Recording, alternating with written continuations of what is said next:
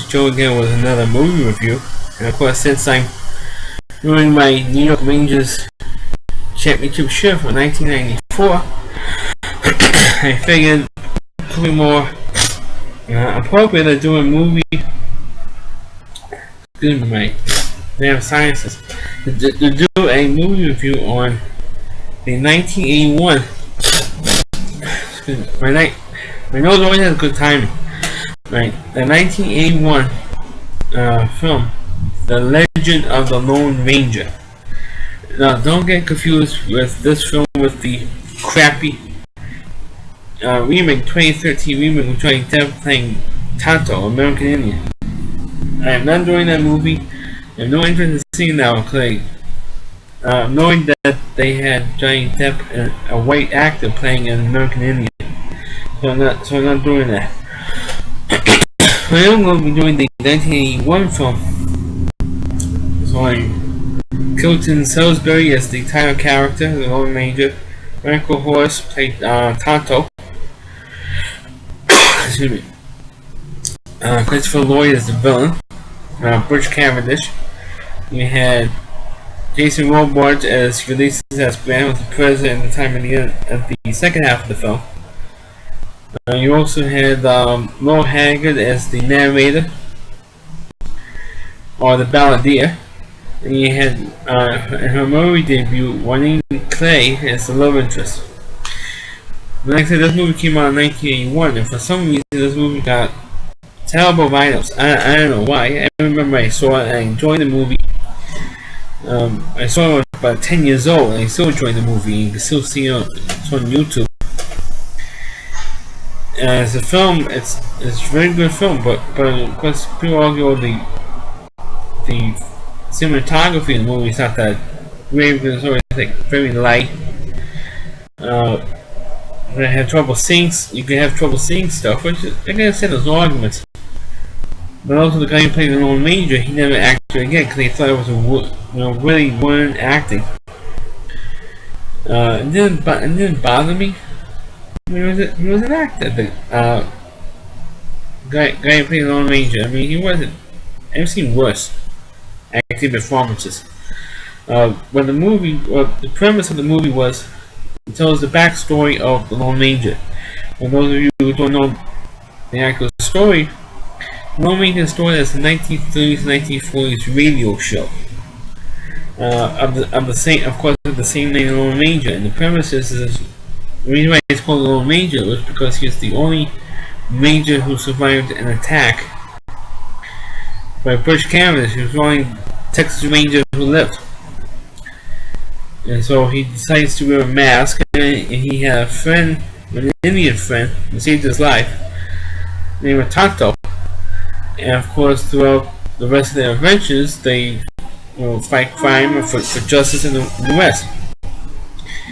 And the radio show became one of the more popular radio shows at the time. And when television came along in 1948, 1949, excuse me, it became a television show.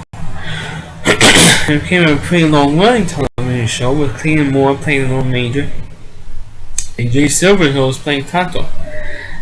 And that show in reruns for years. And then by 1979-80, CBS made a cartoon series called of course, The Lone Ranger. And of course, a year later, in 1981, when the cartoon series was still on the air, they made this movie, The Legend of the Lone Ranger. And of course, like I said, I always want to know how the Lone Ranger became the Lone Ranger.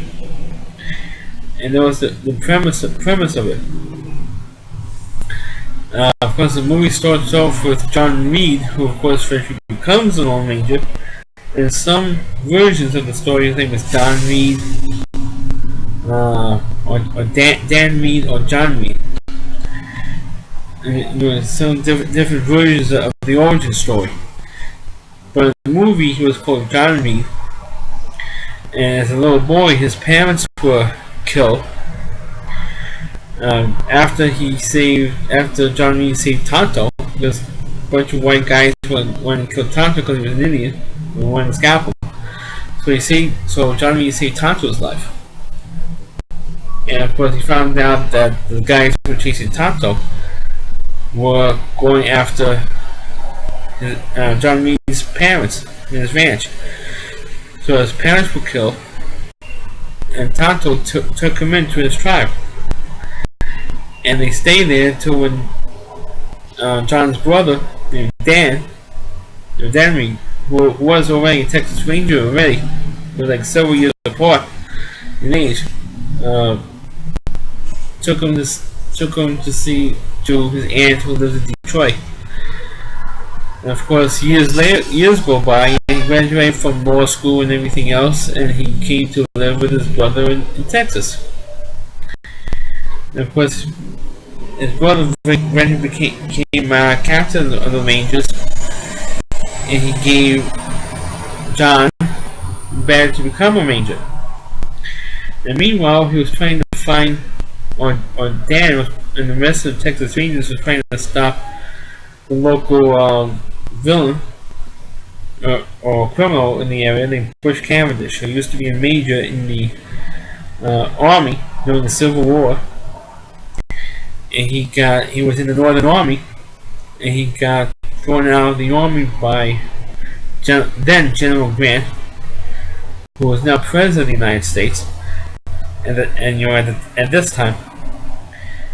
So of course, Cavendish wanted to get even with kidnapped Grant as he was coming through town with Buffalo Bill, Hickok, and for some of the famous celebrities at that time. But Bush Cavendish thought that the Rangers, of course, would figure out his plan and get in the way. So what he did was he paid off one of the other Rangers, and he set up the Rangers and killed them all off, except for John Reed, who was the only one who lived. And there was a pretty good battle scene there where all the Rangers get wiped out, including his brother Dan was like the last one killed. And he was killed by Cavendish. It was played by Christopher Lloyd. Christopher Lloyd played the villain in this film, and of course at that time he was still doing the television show Taxi. So it's kind of weird to see at that time to see Christopher Lloyd to play a villain. Of course, after when the battle was over, then you had Tonto. You didn't know who was Tonto yet, but you see this Indian over the battle scene. He goes down into this gulf, this gap, what's called Bryant's Gap. He goes in there, and he finds one person still alive. And he goes into his shirt, and he found the amulet that Tonto gave John when they were kids. So this was his friend. And he nursed him back to health and brought him back into his tribe. And the tribal leader says, "What are you bringing him back for? All the white men want to kill us off." And he said, "This man is my brother. No, he's my friend. We're brothers since we were kids." And they're going to nurse him back to health. And if it turns out to be every other white man, they're going to kill him. And by the time the day comes, they're going to treat him as his brother, as my brother. And so, of course, he's going to get back to health, which he does. Tonto gave him the silver bullets. And of course, if anybody knows the television show or from the radio show or the cartoon series, Tonto, the Lone Ranger, always gave a friend that he meets on his travels the silver bullet. And he explains why silver bullets were a big deal in the American Indian culture. Because it's a sign of liberty and justice and purity. And it also flies straighter. And it's more accurate. That's why they use silver on the arrow. Indians use silver on the arrows because it flies longer and straighter. And it's more accurate. So they use it for the silver bullets because for the same reason. So that's why how the Lone Ranger got the silver bullets. And of course you also meet by how he gets his horse Silver. I'm not going to get into that. I'm going to do that because it's too long to go into. Uh, so he decides to plant or dig one more grave. And John Reed, cannot go. He felt he cannot go anymore as John Reed because otherwise, if Cavendish finds out there's one ranger that lives, it will do stop at nothing to kill him. So that's why he decides to dig one more grave. Go to Tonto, dig one more grave. And that's why he dons the mask, and for the rest of his life, will go around as a Lone Ranger. And of course, he goes back into the town that was established already. Sees the girl that he was in love with, which was Winnie Clay, and she was kind of hot, at that time. She was cute. I have to say that. And of course, he tracks down the one ranger that lived, and of course, he figured out that he stole the rangers. And the one ranger that lived ended up getting killed by an agent of Cavendish. And of course, for some reason, he tracks. Of course, you know what's going to happen. Cavendish does kidnap President Grant in his fortress, and Tonto and the Lone Ranger that track him down.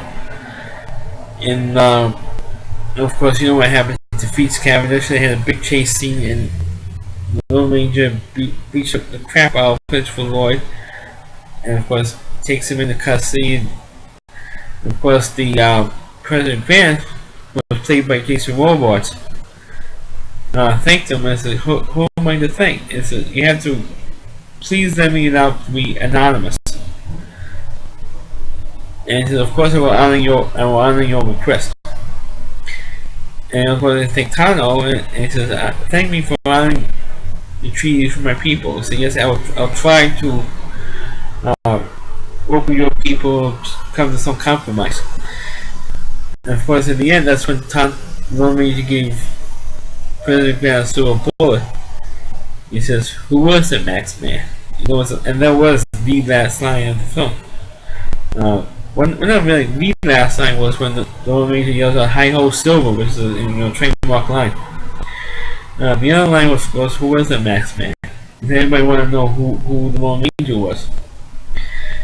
And of course, that's how the movie ends. And during the closing credits of the film, you do hear the original opening of the old Lone Ranger radio show. And they used the Lengend overture as the theme music for Lone Ranger. But as the film, I don't know why this film got such. The 1981 film got such lousy write-ups. I can understand the 2013 film, but I don't know why the 1981 film got such lousy write-ups instead. I don't even know if the movie's even on DVD or not. But like I said, the movie is on YouTube if you want to check it out. And it's not that long of a film. It's maybe an hour 40 minutes, an hour 45 minutes, something like that. So it's not it's